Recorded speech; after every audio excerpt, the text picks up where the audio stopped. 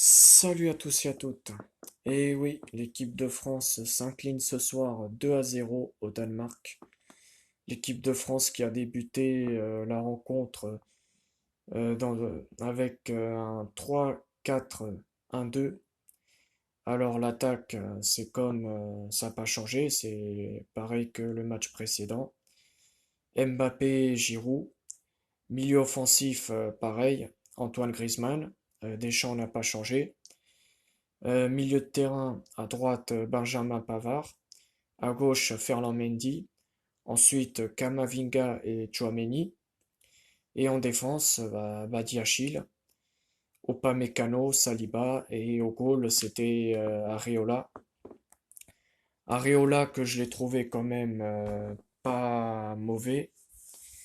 C'est bon, il a fait son match. Après les deux buts qu'il se prend, bah, c'était de jolis buts des Danois, donc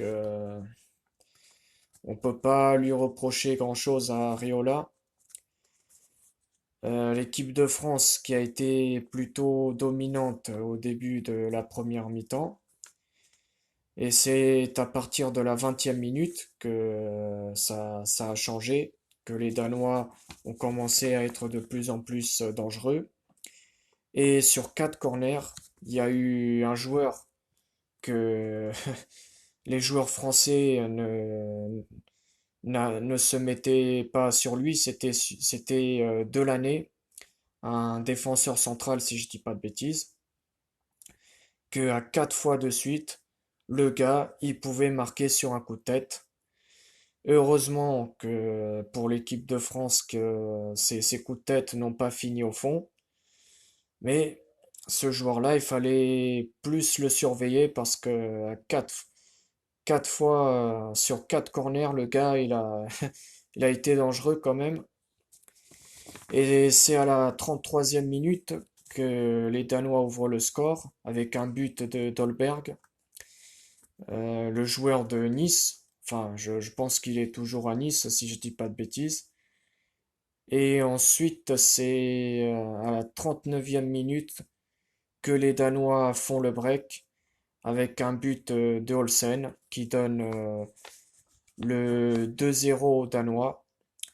Olsen, j'ai trouvé bon ce joueur, le numéro 11 du Danemark. C'est un joueur qui arrêtait pas de dribbler, rapide, euh, et c'est un joueur très, très dangereux. Et on l'a bien vu ce soir, hein.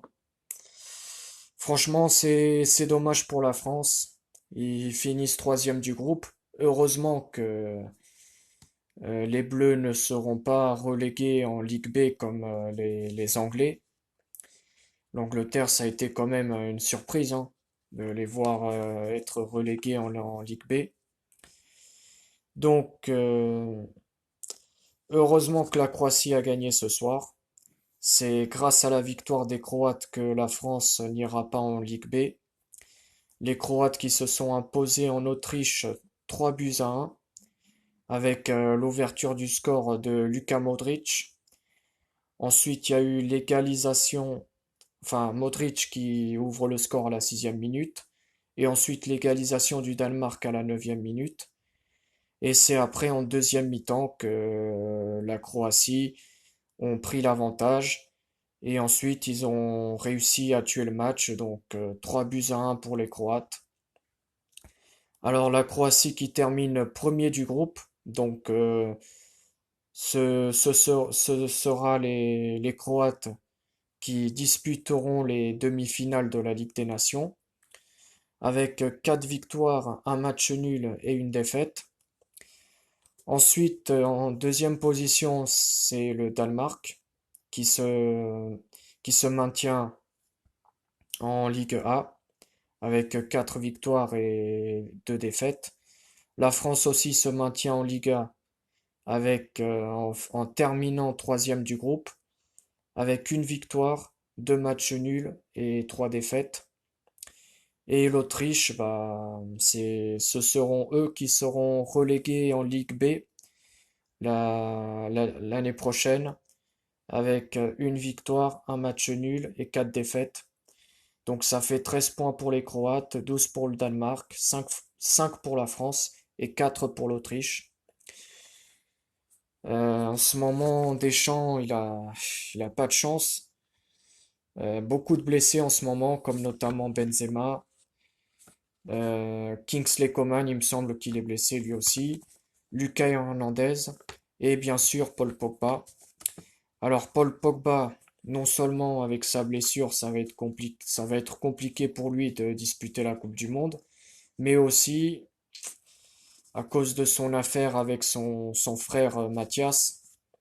Je pense que cette année, malheureusement pour lui, ça va être mort pour disputer la Coupe du Monde.